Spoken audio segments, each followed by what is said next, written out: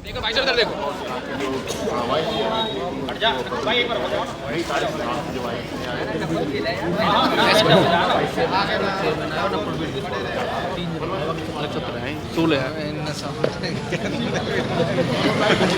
नाराज़गी भाई साहब, आपको पता है कि पिछले 2 साल से किसी भी पार्षद साथी जो हमारे सब हैं साथ में, किसी के वार्ड में कोई भी विकास के नाम पे एक नए पैसे का काम नहीं हुआ।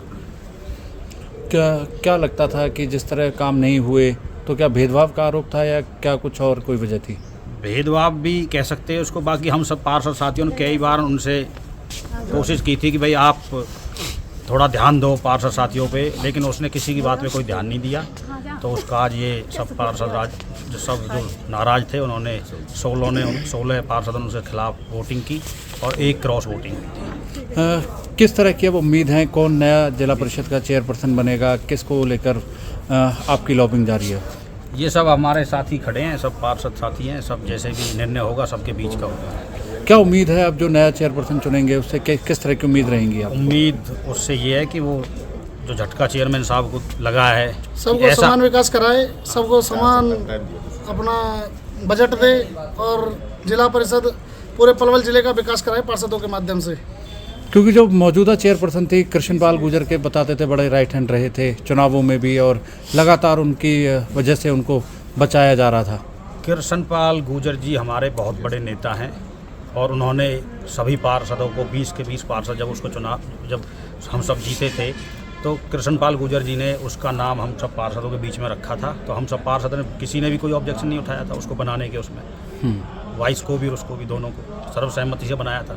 अब कृष्णपाल गुर्जर जी ने थोड़ी कहा था कि भाई तुम किसी पार्षद को ग्रांट ना दो, किसी के साथ भेदभाव करो, तो उन्होंने तो नहीं कहा था उनसे।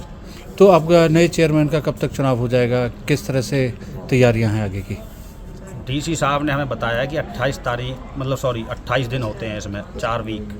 तो 4 वीक में जो भी इलेक्शन कमीशन से नोटिफिकेशन आएगी तो उसके बाद इन बिटवीन जो भी डेट मिलेगी उसमें जाएगा चुनाव।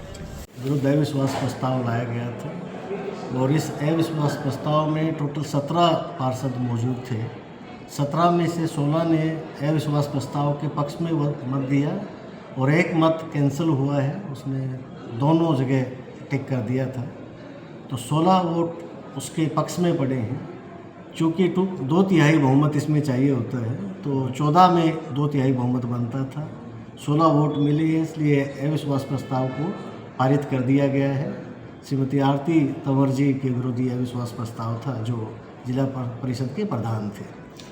इसी प्रकार जिला परिषद के जो प्रधान थे श्री विजेंद्र जी, उनके विरुद्ध भी 17 पार्षद आज यहाँ आए थे 20 में से। उनमें से 16 ने अविश्वास प्रस्ताव के पक्ष में वोट दिया और 1 वोट अविश्वास प्रस्ताव के विरुद्ध गया था। उनके विरुद्ध भी यानी उसके अविश्वास प्रस्ताव उनके विरुद्ध भी पारित हो गया है। अब प्रधान और उप प्रधान दोनों जो आज की इलेक्शन की प्रोसीडिंग्स थी वो हम हरियाणा इलेक्शन कमीशन को भेज देंगे और जैसे ही वहाँ से नोटिफिकेशन आएगी तो नए प्रधान के चयन के लिए प्रक्रिया नियमानुसार शुरू कर दी जाएगी।